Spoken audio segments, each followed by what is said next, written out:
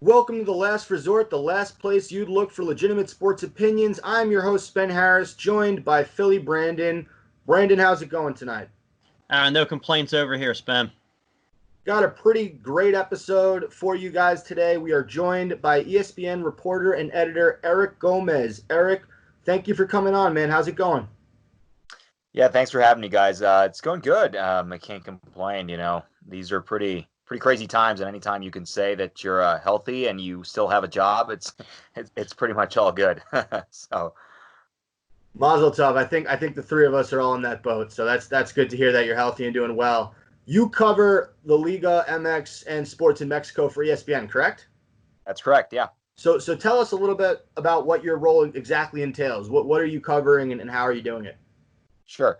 So, Liga MX is obviously one of the most popular soccer leagues on the entire continent, really. And if you look at the U.S. in particular, it's pretty big business along with MLS. So, it's basically just covering the league day to day and writing stories, looking at watching games. It's kind of a day to day thing as I mentioned, and writing stories in Spanish and in English for ESPN Deportes and ESPN.com.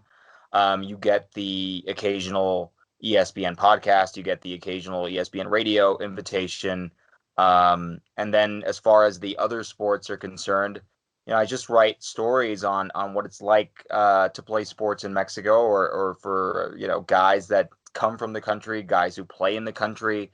Um, some other pretty interesting stuff that we can talk about later on. I've done some things that I would say are related to sports, but not box score type things, like a story I did on the crickets that they sell at Safeco Field in Seattle as snacks. Those come from a farm down here in Oaxaca, Mexico. Um, I've pretty much covered the NBA's expansion into Mexico the last couple of years, now that they've got a franchise in the G League. And anytime you've got MLB in Mexico, NFL in Mexico, UFC, that sort of thing, I'm your man for coverage. So. He's the guy. So you were talking a little bit about Liga MX and their role like on the continent. So with the MLS and Liga MX, which one do you feel is the stronger league talent wise? That's an interesting question, because if you look at the top tier talent in both of those leagues, I think there's no question that MLS makes splashier signings, and that you've got more world-renowned players coming into the league the last 10, 12 years, obviously. When the league started back in '96, they kind of rocked the boat the same way, with signing guys from mostly Latin America and a couple of European guys. That sort of subsided over the years a little bit, and it's sprung back, obviously, with David Beckham. So, top guys, I think the answer is pretty much always going to be MLS. But if you look at sort of the middle class of talent in the league, in both leagues, I think you'll find that pretty much any Liga MX squad can compete in MLS, even though they might not have any Zlatans, any Carlos Velas, any Chicharitos. That sort of player is increasingly becoming a rarity in Mexico. But at the same time, they still do a really good job of signing guys who are worth $2, $3, $4, $5 million, and turning them into bigger stars, and then selling those guys off for a bigger profit. So that's why whenever you take a look at the head-to-head records in CONCACAF Champions League and in Leagues Cup and all these competitions that both leagues participate in, there's a pretty big advantage for Liga MX squads. So just a quick follow up to that, if you don't mind, Spen.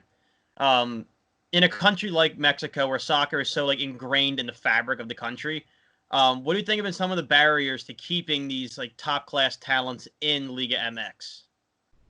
Yeah, well, I think Liga MX suffers from the same issue that most leagues around the world do in the economic sense. You've got teams that are always willing to spend more, and you've got teams that are not necessarily going to go out for these, sorry, for these big name guys that are going to spend a lot of money on signings.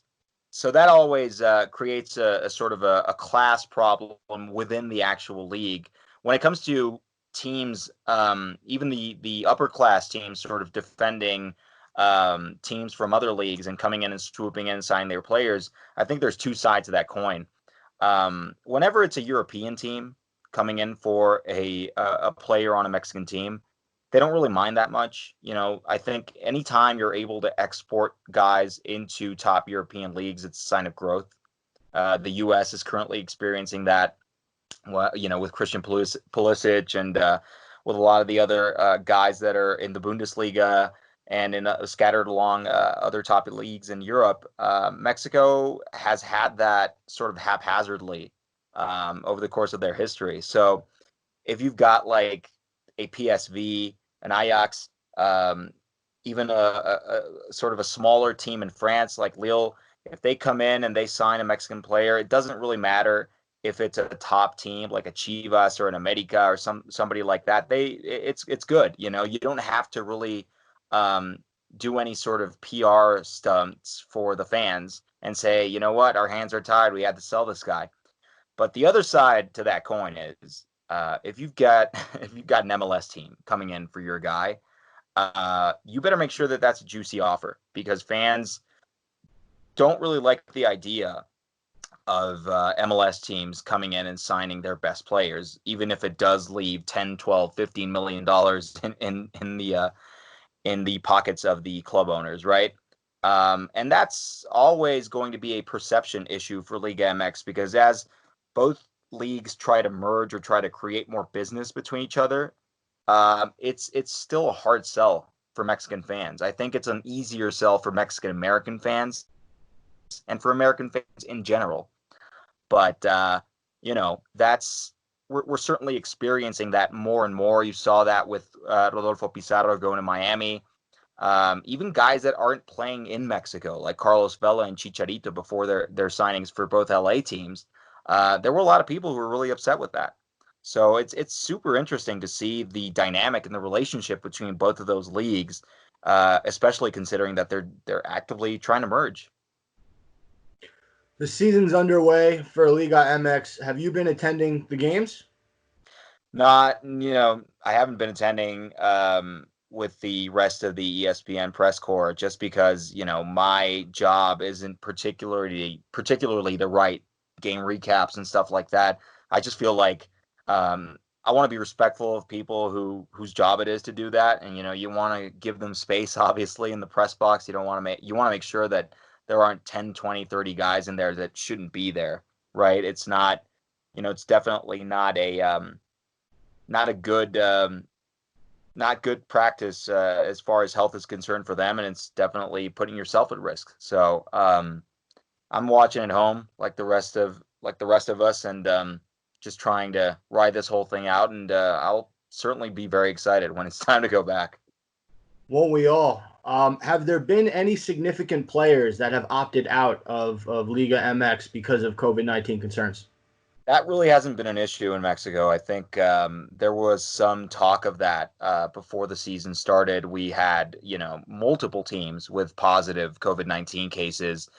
You had Mazatlan, you had Chivas, you had Cruz Azul, you had Club America, Cruz Azul, I think I mentioned a couple of others. So there was certainly that possibility going into it, but it just kind of phased out. Over the course of the first 2 weeks of the season, we've seen more teams report a couple of cases here and there, but I think they're starting to get it under control. They're starting to sort of understand that even though we're not in a bubble here in Mexico like the NBA and MLS are in the United States, guys need to be a little bit more responsible, and I think they're actually actively taking part in doing so, because the couple of slip-ups, if you want to call them that, have been widely reported in the media, and those guys have been hammered. So I think Liga MX is trying to sort of salvage as much as their image as possible, and trying to get these guys responsible for their health. All right. So there's a crazy story, and I was researching this interview that I really wanted to get your take on. I stumbled across this, that Mexico had an issue, Mexican League had an issue with the H1N1 strain when that was a problem. And right, from what I was able to read, it was becoming an issue because people were coughing on opponents on the field as like some kind of competitive advantage. And I wanted you to kind of shed some light on that to people who aren't quite familiar with that happening. Right. It's actually funny that you mentioned that. I wrote a story on the H1N1 virus in April for ESPN.com. It's still up there, and it refers exactly to to that episode that you're sort of talking about there. It was a Copa Libertadores back in 2009. Chivas was playing Everton in Chile, I think, and all those guys had tested negative prior to flying down there to South America for that game. But what happened was I interviewed the Chivas captain for that game in 2009, a guy by the name of Hector Reynoso. And, Hector had been at the team hotel and he had seen like hundreds of fans outside the hotel with wearing surgical masks and, holding up pretty naughty signs and, and whatnot. So he was pumped, man. He was riled up going into that game. They were beating Everton, and I think Everton needed a couple more goals, maybe one goal to make it to the round of 16. And the game was winding down, right? 85th minute, something like that. And tempers are flaring, guys are kicking each other, kneeing each other, whatever.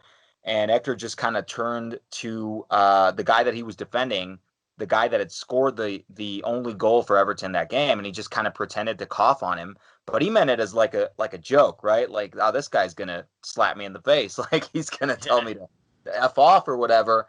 And he said that he kept doing it because the guy freaked out, right? So the guy just kind of like stumbled back and he kept doing it. And he did a couple of other like gross things, like he pretended to throw snot at him or whatever. And the game ended. Chivas won. The Chilean team, they were eliminated, but he was caught on tape, right? So what happened was a couple of days after that incident, CONMEBOL basically banned Mexican teams from that tournament, alleging the health issue and the epidemic that was going on in Mexico. The next year, they get plugged in directly into the round of 16, and they make it all the way to the final. They lost the final, but they made it all the way to the final. So it was kind of a weird story that ended up being a little bit of a blessing in disguise for Chivas. But that you go on YouTube and you search for that guy's name, that's the first result that comes up, and it's got millions of views. So I think H1N1, as far as Mexico, is better remembered now for being kind of a small taste of what COVID-19 ended up being for almost every country around the world, right? Schools were shut down, businesses were shut down, people were told to stay home, but H1N1 only had that part of the epidemic go on for like a month or so. Then they found a treatment for it, and schools reopened, businesses reopened, everything kind of went back to normal. Obviously, we haven't seen that yet with COVID-19. Yeah, that makes a lot more sense now. And to be fair, like the research I was doing, it was your story. Beautifully written, by the way. It actually helps make a lot of sense. But it just seemed like the perfect time to bring that up with, Rudy Gobert almost kind of bringing it back again with the joking and the coughing on the microphone. Maybe not for the competitive advantage, but, history did really repeat itself with that one. Yeah, it was pretty crazy. I remember, everybody remembers watching that clip of Rudy Gobert now. And the first thing that came to mind, for me at least, was that clip, right? So it's pretty crazy how sports and, just basically every other aspect of life tend to intertwine like that. Mm-hmm. And Rudy Gobert was really kind of the beginning of the end for everything. As far as the COVID-19 pandemic. It didn't happen that way exactly with H1N1 and Hector, but it's still the thing we most associate and remember with that. Sticking with some like hard to believe news out of the league, I've been hearing rumbling about this. There's a Rebel League forming that's supposed to start in September. Yeah. Can you just kind of explain how that came to be, and if fans should be wary of that? Yeah, the LBM. I don't know. They're non-sanctioned as far as FIFA is concerned. There are a lot of issues with that league. Anytime you start to form a rebel league, and American fans know this full well, with Maybe not with soccer, but with the XFL and football, and you've had other instances of that, mostly in football, but also in basketball with the ABA. You need capital and you need media support to kind of show your product to the masses. I don't know if these guys have a television contract yet. I know that they've been signing a couple of players that are, moderately well known for Mexican fans, and they're basically attacking markets that don't have Liga MX team, right? So it's a very interesting time for them to do this. The league is Liga de Balompié Mexicano, which is LBM for short. So I'm just going to call it LBM.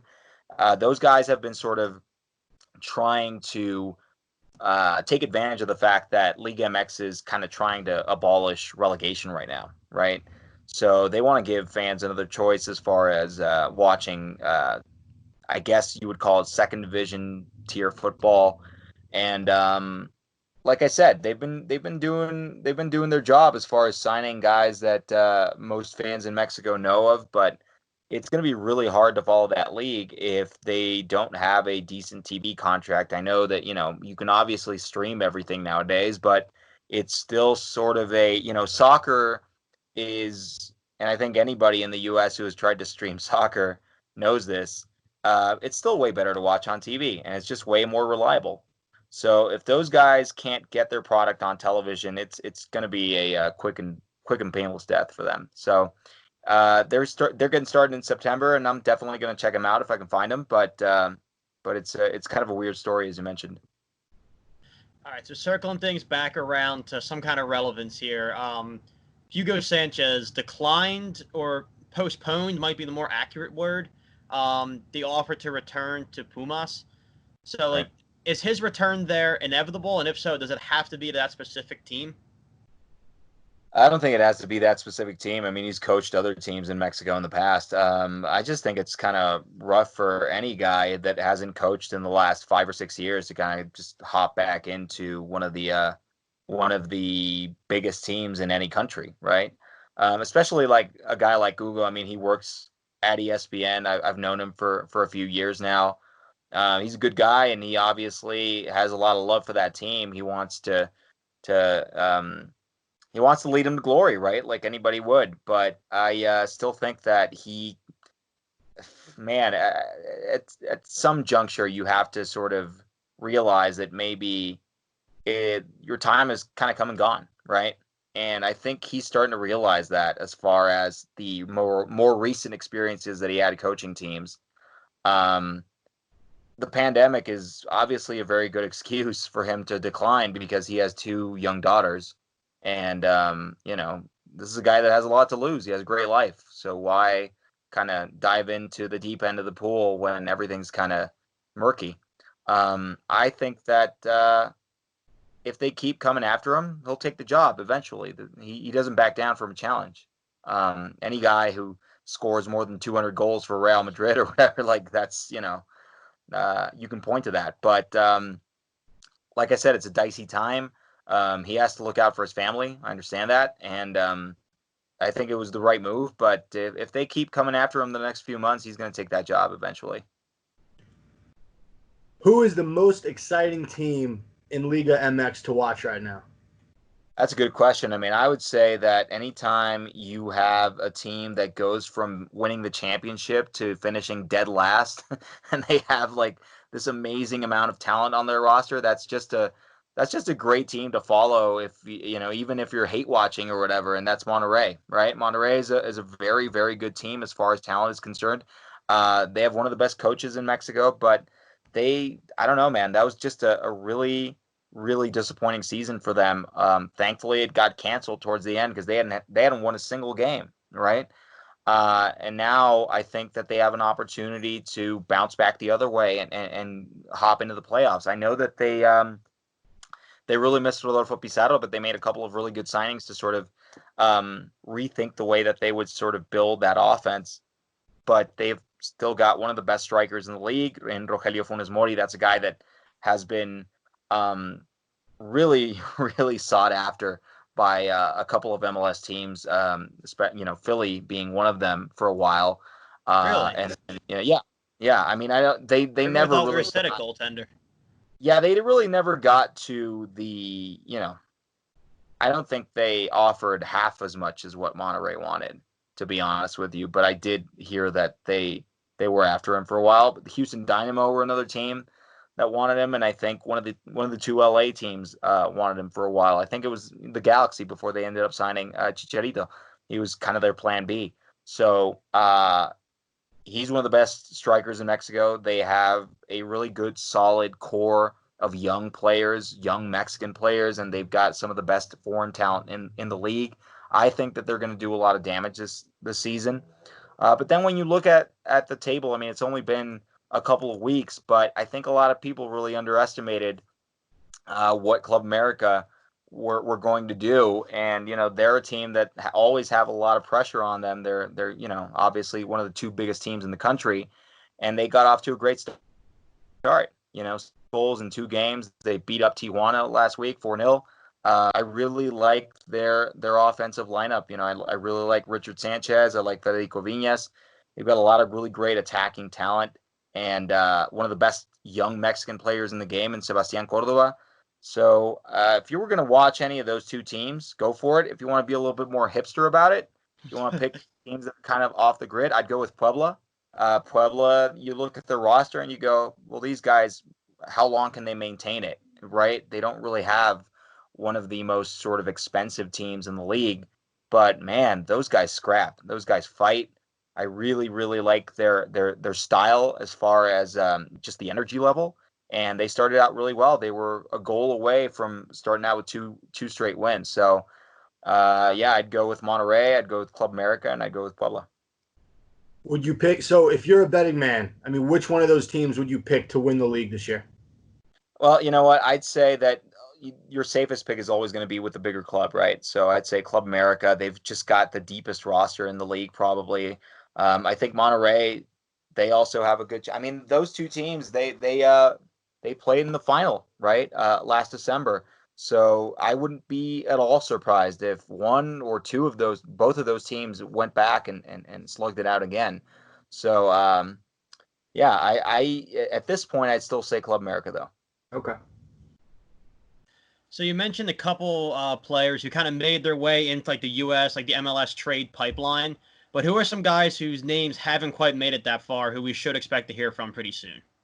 Anytime you've got a foreign player, an Argentine, a Paraguayan guy, a Chilean guy with a manageable contract, that's a guy that's going to make waves eventually in MLS. If now, the issue now is that anytime MLS comes in for a player, you've got a couple of European teams that are also coming in for that player, right? So I know that Atlanta, they've been really in on Jonathan Gonzalez, right? Um, he's got an offer from Europe right now. So I think it's just a difficult decision for him to make in saying, I'm probably going to get more playing time in MLS, but going to Europe is going to bolster my chances of making the Mexican national team in the future, right?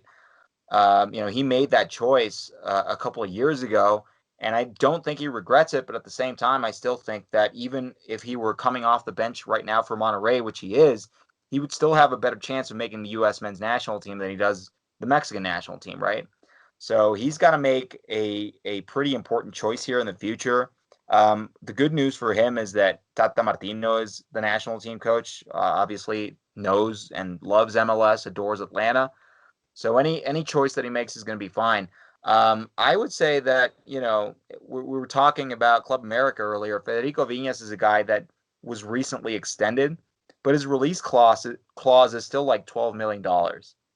So, let's say any of the big market MLS teams kind of come in for him and offer $12 million. That's going to be a bargain eventually. That's going to be a bargain in like a year. Anytime you have a player like that, the same way Pizarro had that $10 million release clause, you're always going to be in danger of losing one of those players to MLS, right? And another of the guys that I was looking at recently who kind of fit that description is, oh gosh, I'm blanking on his name. Juan Jose Macias over at Chivas. He's got like a $15 million release clause. I know that he's obviously very keen on going to Europe, but if for whatever reason he starts to slip, I think the example set by guys like Alan Pulido and Cubo Torres and Rodolfo Pizarro, Chicharito, Carlos Vela, all these Mexican players who are in MLS, they could whisper in his ear, man, and say, hey, you're going to be out here. You're going to be a star. You're going to be making $4 or $5 million a year. That's not a bad life. No. Why would you want to go out to Europe and maybe ride the bench for a year, right? So I think it's going to be very interesting to see all of these sort of young Mexican players, what they decide to do, if they want to take MLS as a sort of a stepping off point and then make it to European football in general, or if they want to sort of make that jump directly and then cash in after a few years the same way Carlos Vela and Chicharito did. Who is the best keeper in the league? And I only ask because I was a goalie in high school, and I tend to root for the elite keepers around the world. Yeah, I guess two schools of thought on that. I would say that it's between Nahuel Guzman at Tigres and Memo Ochoa at America. And I think Memo Ochoa is a guy that has been kind of unfairly criticized in the past. I think he had a really shoddy defensive unit with Club America for the last couple of seasons. But Nahuel Guzman is a guy that is really reliable, and he'll make the spectacular saves as well. I think he has really good command of his defense. I mean, communication is key with those guys. Both of those guys, ironically, as good as they are, they're good for the occasional howler, right? Like they'll make some really crazy play you didn't expect and allow some weird goal. But as far as like natural talent is concerned, and just the ability to not just command their defensive unit, but to actually do the job on a consistent basis, it's got to be between those two guys. Got it. So now, what should fans expect from this new 12-team playoff they're going to roll with this year? Yeah, it's kind of a crazy format, but we've seen similar things in the past in Mexico. You've had instances where, 1 through 5 is defined, and then 6 through 10 is a play-in. This year it's 1 through 4, and then 5 through 12. I mean, that's exciting for fans of teams who don't usually have a direct route to the playoffs, right? I mean, that's 67% of the league, right? That has a chance to win the title by the time the regular season ends. I think the play-in tournament or whatever, the repechaje as we call it, those are kind of the most exciting games, ironically, because it's teams fighting for their lives. The top 4 teams are essentially making it to the next round, and they're waiting on these teams, but you always have somebody that gets hot, and that momentum kind of moves them into the next round, and suddenly you've got a team that finished like 9th place or 10th place playing in the final. It wouldn't be the first time that that's happened in Mexico. I know some people don't like that because it's just not reflective of what the regular season is, and it's not fair to teams that did well over the course of 3 or 4 months. But playoff anything is exciting, right? And anytime you get a team making a Cinderella run, or anytime somebody kind of defies the odds, that's just great TV. That's great entertainment. And I think if you're maybe a fan of one of those teams that gets screwed over, you're pissed. But if you're a fan of one of the teams that gets hot towards the end, then it's one of the most exciting feelings in the world, right? So I personally like it for a short-term type thing. I wouldn't like them to adopt it as sort of a long-term playoff format, because it kind of foments mediocrity in the long run, right? You don't have to outspend teams. You don't have to outsign teams. As long as you're in that sort of 3rd place to 8th place range or whatever, you've got a decent shot at making the playoffs and even winning the title. So it's, like I said, it's something that hopefully doesn't catch on in the long term. But for this tournament, and for all the craziness we're going through now in the world today, I think it's just about right. All right, we're going to end this interview with our rapid fire. We're going to ask you 10 questions. Are you ready? Go for it. All right, number 1, favorite meal of all time? Cheeseburgers. Number 2, best soccer player you've ever watched in person? In person, okay. So Cristiano Ronaldo, gotta be. Number 3, the best moment of your career thus far was? Getting any of my pieces on SportsCenter. Your favorite native Mexican beer? That's a good one. I'll go Tecate. I know, a lot of Corona fans in the States, but I'll go Tecate for sure. If you weren't an ESPN reporter, what would your occupation be? I'd be outside ESPN, knocking at their door, trying to let me in. There you go. With a tent outside the door. There you go. You dog or cat person? I'm a dog person. He's outside the office door right now trying to get in. Oh, now I feel bad. Favorite movie of all time? Oh, that's a good one. I'm a film major, so that's a tough question, but I'll go the easy route and say Pulp Fiction. I like that one. Most influential person in sports for you? Today or just all time? All time. Oh, wow, that's a good one. Most influential person. For the effect that he had, away from sports as well, I'll go Muhammad Ali. If you had the chance to cover a sport in America that wasn't soccer, what would that sport be? I love the NBA, so NBA. And what is the best part about living in Mexico? Cheap street food, man. Cheap street food is amazing. Not right now, but usually that's. I live in New Jersey. I'm about 15 minutes outside of Manhattan. And I'll tell you this, the one food that I feel like I can't find anywhere good is Mexican food. And I always think if I can go to one place, I mean, I've been to Italy, their food's delicious. I would love to go to Mexico and be like toured around and given this real kind of just food tour of the best like Mexican street food. I feel like I'd be in heaven. Well, what's a really popular dish that you guys you get over there? Oh man, as far as street food is concerned, I mean, you can't go wrong with tacos, but there are like a million different variations of it. So I like what they call tacos de canasta, which basically means basket tacos. And what goes on with those is those vendors have like these big wicker baskets that are sort of covered up so that the heat doesn't escape. And they're like these tiny tacos, usually 4 or 5 different kinds that they sell at one time. And they're essentially they're breakfast tacos, if you can believe that, but there's no eggs or whatever involved. It's like bean, it's chicharron, which is like pork rinds, adobo. It's crazy how just amazing how these different types of tacos can sort of coalesce on a single dish. And you can, I mean, if you're not careful, you end up eating like 8 or 9 of them at one time, right? And it's still like, I've eaten 8 or 9 of them at one time, and it's like $5 at the end of the day. That's living. So, Tacos ignaste, you said? Tacos de canasta, like the tacos de game, canasta. Yeah. But like I said, New York I've been to New York a ton of times. It's one of my favorite places in the world. I would say that Manhattan is the wrong place to start for Mexican food. I'd go into Brooklyn.